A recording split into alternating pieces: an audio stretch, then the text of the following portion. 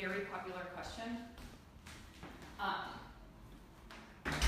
And the answer is that there really are no shortcuts or secrets to it. It just tends to take a lot of practice before you get to that point where it actually goes in both directions.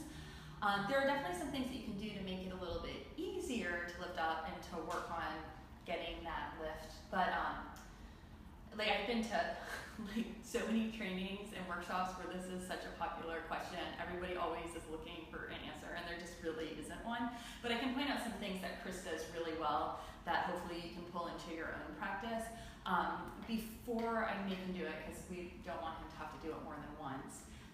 A lot of it's shoulder girdle stabilization and finding a really solid Panchamayurasana so that you're really lifting out of the shoulders. So there's this notion of the elbows kind of pulling in and pushing into the mat. So it's the same in headstand. They kind of move together and push. And you want to keep that engagement of the shoulder girdle. I think a tight lotus, it's helpful if you can get into it. If lotus is not available to you because of a knee injury or whatever, you can lower down into a Bakasana type shape to work on the building of the strength. From getting the lotus position, pulling the navel up to the ceiling, almost like you were going to do a forward bend. So it's like this really deep forward or up movement of the navel. And then slowly, this being the key, because anytime you're trying to lift up from something, be it if you're trying to press into a handstand or stand up from a back bend, my best advice to you is to learn how to lower down super slowly, because when you're lowering down, gravity's working in your favor. And if you lower down slowly, then you're using all the same muscles that you will use to go back up, but on the way down, gravity's much more helpful than it is on the way up.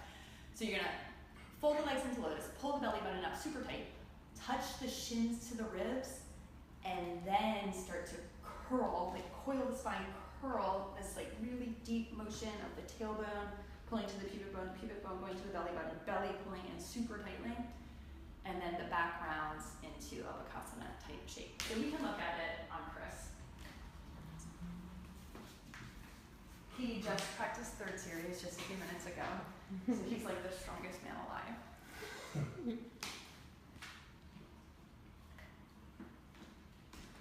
And then just get a little shot of his shoulders, because you can see how set they are, how smooth his back is. I mean, it's just, there's no wrinkles on it. And go for it, Chris. Pull up. So see how it kind of coils, and it's like he's pulling in, shins to the ribs. Look where his shoulders stay. They don't go too far forward, so sometimes people move in the back, stays really nice and round. And then to come up, he basically just uncoils the spine. So the key is to like coil up so tightly that your only option is to kind of uncoil to come up. I don't know, Chris, do you have anything to contribute aside from the actual pose? That's it.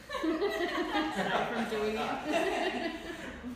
But really, more than anything, it just takes so much practice. And a couple of things that I see people do incorrectly a lot is just lose the shoulder girdle stabilization, so the elbows really wing out and the upper back flattens. And if the upper back flattens, then you can't really use the strength of the serratus, the rhomboids, the lats. Someone is accusing Chris of being a magician. I think it's Alki.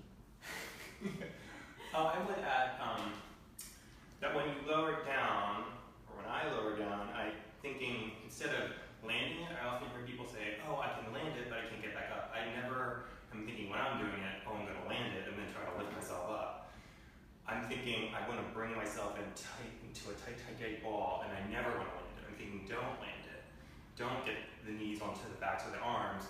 Lift the knees up into the armpits or chest, so that the whole time as you're coming down, you're fighting gravity and lifting up, and then as you're going back up, then you're lifting up from there. And there's never a point when you're at the bottom and you're like, ooh, I've got a moment to relax at the bottom of Karandavasana. That's not relaxation time. It's definitely continuous lifting action. Yeah, no, that's a really good point. You don't want to land it.